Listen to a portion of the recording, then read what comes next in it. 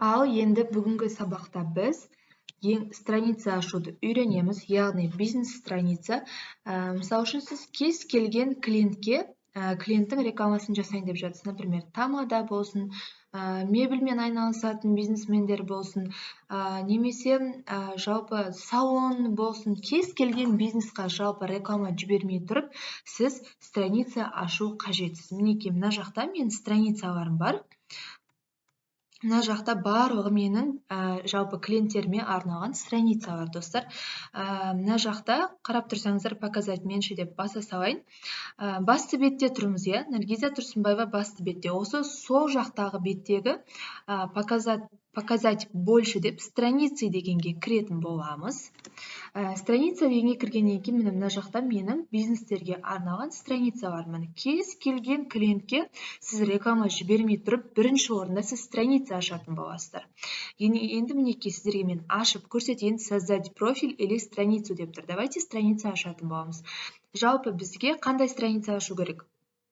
Личный страница, личный профиль дегеніміз ол жалпы реклама жасай алмаймыз, ол кезде жай ғана личный страница ашып қойсақ болады. Ал общедоступная страница дегеніміз, развивайте свой бизнес, начните использовать расширенные профессиональные инструменты, представление доступа другим деп тұр. Мінекей осы бізге қажет болады. Общедоступная страница дегенді таңдап ашатын боламыз. Мінекей далені басатын боламыз. Начать. Создание жалпы страницаның атын айтатын боламыз. Енді мен мысалы үшін болашақта мебельден клиент алатын болсам, для мебели жазып қоя салайын, достар, для мебель. Для мебель. Или мебельный салон деп жазып қойсақ та болады. Мінекей мебельный салон. Достар, мінекей бірінші орында атын жазамыз, өзімізге түсінікті болу үшін. Болашақта мысалы үшін мебель болсын, басқа болсын, кез келген клиентпен жұмыс жасау үшін сол клиенттің бизнесінің атын жазып қоюымыз маңызды. Мына жақта категория деген таңдауымыз маңызды болып келеді. Категорияға, например, бизнес деп таңдасақ болады, иә? Мына жақта бизнес. Қазір шығу керек.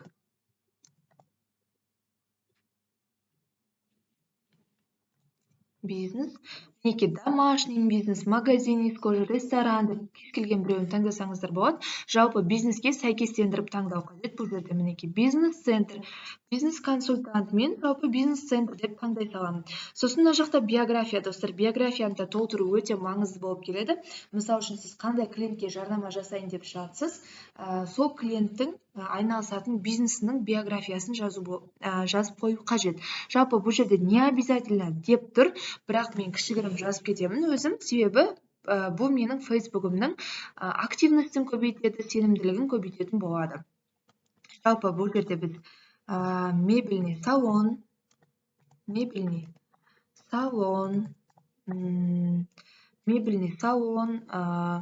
кухня, стол, стулья деп жазып кетсек болады. Жалпы өзіміздің бизнесіміз жайлы қысқаша ақпарат жазып кетсек болады. Мінекей создать страницу, страница создать етіп жатырмын.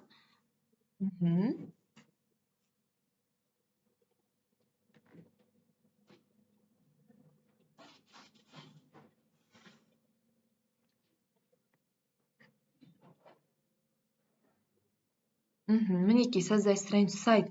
Мына жақта бізде сайт сұрап тұр.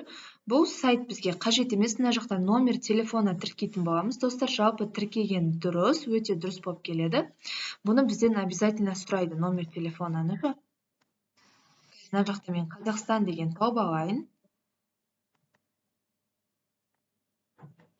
Мінекей Қазақстан +7-тен басталады. Қазір мен өз номерімді тіркеп көрсететін боламын. Сіздерге WhatsApp номер тіркеледі бұл жерге.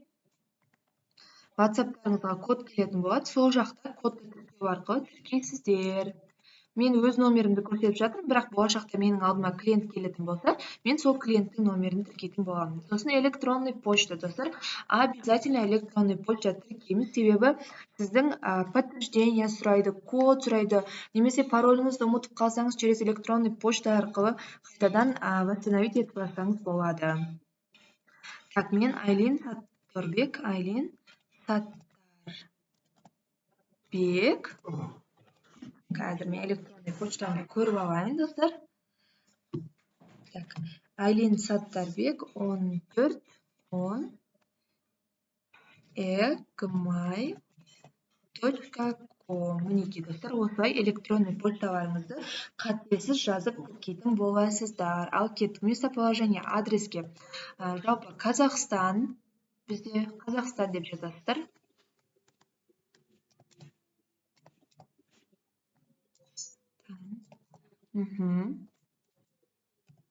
Қазақстан деп жазасыздар. Городқа мінекей Шымкент менде шығып тұр.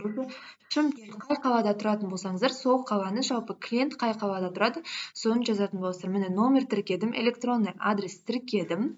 Вот, далее. Часы работают да жазып қойсаңыздар болады, бірақ ол қатты маңызды емес.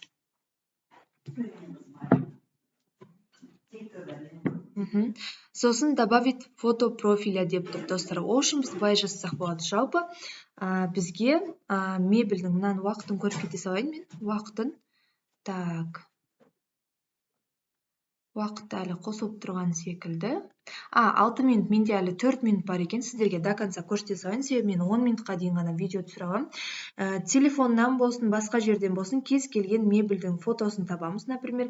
Немесе сіздің өзіңіздің кәсіпкеріңіздің логотипі болсын, жаңағыдай мебеліне арналған фотолары болсын, например, тамада болсын, басқа болсын, сол кісілердің фотоларын алып салып қоятын боламыз. Себебі фото қойғанда өте маңызды.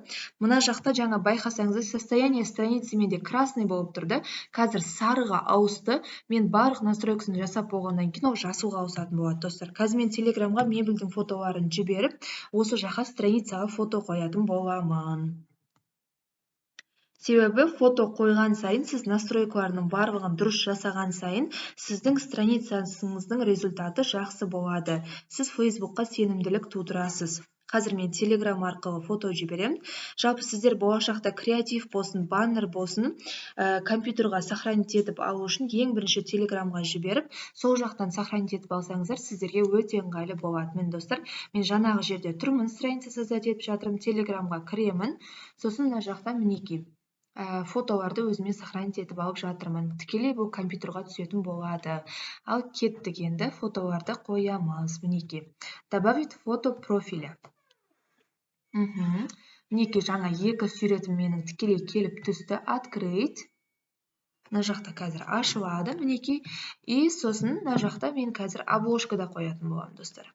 Көріп алыңыздар. Мінекей фото обложки. Добавить фото обложки. Открыть. Мінекей достар, мен обложканың да фотосын қойдым, және де фото профиляға да мебельдің фотосын қойып қойдым. Ал дали кеттік ендеше.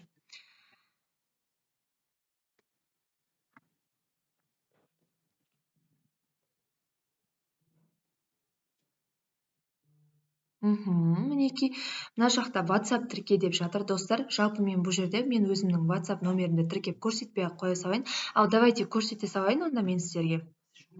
Так, мына жақта Қазақстан деген тауып алайын, мен өзімнің WhatsApp-ын тіркей салайын. Жалпы біз страницаның басқа жерінен де WhatsApp тіркесек болады. Сол жерден де мен тіркеп көрсететін боламын. Осы жерден сразу тіркеп кетсеңіздер де өте жақсы негізі. Получить код. Мінекей WhatsApp номерге қазір код келеді маған. 76 176. Так. 79. Мінекей подтвердить. Мінекей қазір WhatsApp жалғанатын болады. WhatsApp жалғанды. Енді далее. Далее. Готово. Вот, достар, біз настройканың барлығын жасап болдық. Осылай страница ашатын боламыз. Мінекей, достар, дальше мені мебельный салонға бізде страница ашылды. Енді келесі сабақта тағы да түсіндіре кетемін.